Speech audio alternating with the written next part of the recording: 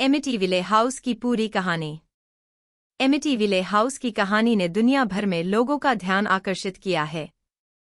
तो आज हम इस घर के बारे में जानेंगे।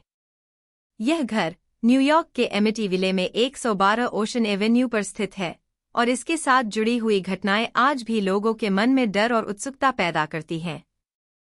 कहा जाता है कि इस घर में किसी एंटिटी का वास था और उस एंटिटी ने उस परिवार के एक सदस्य को उस पूरे परिवार को मारने के लिए उकसाया था। तो हम जानते हैं, इस पूरी घटना को अच्छे से समझते हैं। 13 नवंबर 1974 की रात को 23 वर्षीय रोनाल्ड डिफेओ जूनियर ने अपने परिवार के 6 सदस्यों की हत्या कर दी। उसने अपने माता पिता, 2 भाइयों और 2 बहनों को सोते समय गोली मारी। इस हत्याकांड ने एमिटीविले को अचानक सुर्खियों में ला दिया। इतने खून करने के बाद जब पुलिस ने उसको पकड़ा तब उसने पुलिस को ये बयान दिया। डिफेओ ने पुलिस को बताया कि उसे घर के अंदर आवाजें सुनाई देती थीं जो उसे अपने परिवार को मारने के लिए कह रही थीं। उसके इस बयान ने मामले को और भी रहस्यमय बना दिया। हालांकि उसे अंततः हत्या का दोषी पाया गया और आजीवन कारावास की सजा दी गई। इसके बाद किसी और फैमिली ने इसको खरीदा था। उस फैमिली का नाम था लुट्ज फैमिली। डिफेओ हत्याकांड के ठीक 1 साल बाद दिसंबर 1975 में जॉर्ज और कैथी लुट्ज ने इस घर को खरीदा। वे अपने 3 बच्चों के साथ यहां रहने आए, लेकिन केवल 28 दिनों के बाद ही वे घर छोड़कर भाग गए। उनका दावा था कि उन्हें घर में भूतिया गतिविधियों और डरावनी घटनाओं का सामना करना पड़ा। भूतिया घटनाओं का विवरण। लुट्ज परिवार ने जो घटनाएं बताईं, वे इस प्रकार थीं। अजीब आवाजें। रात के समय घर में अजीब और डरावनी आवाजें सुनाई देती थीं। चीजों का अपने आप हिलना। घर की चीजें अपने आप हिलने लगती थीं।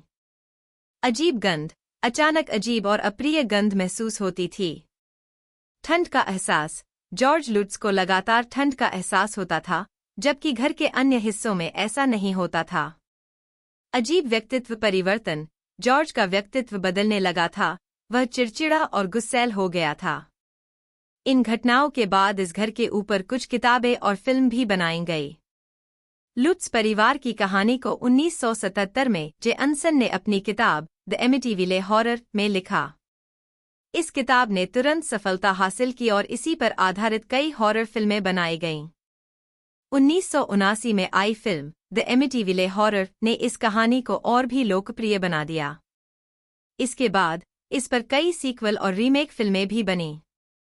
विवाद और संदेह। लुट्ज परिवार की कहानी को लेकर हमेशा विवाद रहा है।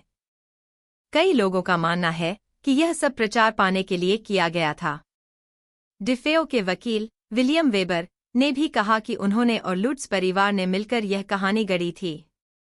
इसके अलावा कई वैज्ञानिक और विशेषज्ञों ने इस घर की जांच की, लेकिन उन्हें कोई भी असामान्य गतिविधि नहीं मिली। आज का एमिटीविले हाउस। आज भी एमिटीविले हाउस को भूतिया जगह के रूप में जाना जाता है।